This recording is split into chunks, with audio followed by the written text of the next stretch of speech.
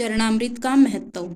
अक्सर जब हम मंदिर जाते हैं तो पंडित जी हमें भगवान का चरणामृत देते हैं, पर क्या कभी हमने यह जानने की कोशिश की कि चरणामृत का क्या महत्व है।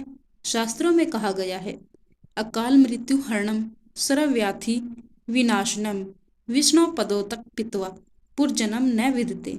अर्थात भगवान विष्णु के चरण का अमृत रूपी जल समस्त पापियों व्याधियों का शमन करने वाला है तथा औषधि के समान है। जो चरणामृत पीता है उसका पुनः जन्म नहीं होता। जल तब तक जल ही रहता है जब तक भगवान के चरणों से नहीं लगता।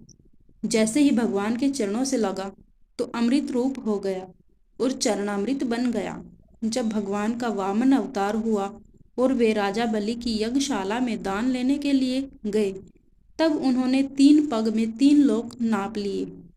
जब उन्होंने पहले पग में नीचे के लोक नाप लिए और दूसरे में ऊपर के लोक नापने लगे, तो जैसे ही ब्रह्मलोक में उनका चरण गया तो ब्रह्मा जी ने अपने कमंडलू से जल लेकर भगवान के चरण धोए और फिर चरणामृत को वापस अपने कमंडल में रख लिया।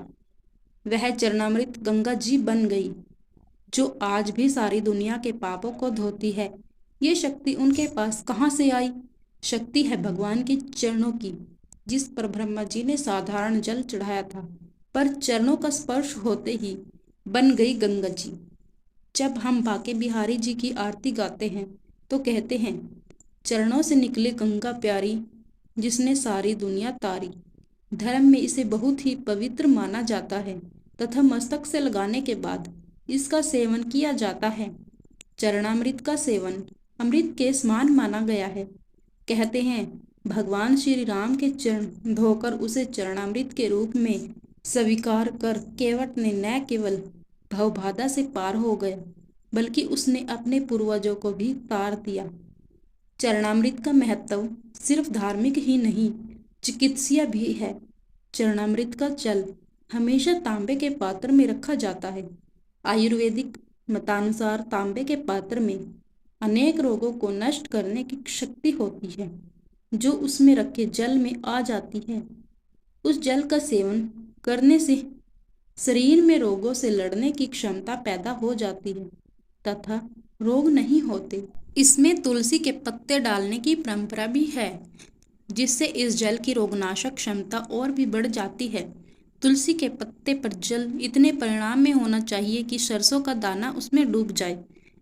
ऐसा माना जाता है कि तुलसी चरणामृत लेने से मेधा बुद्धि स्मरण शक्ति को बढ़ाता है।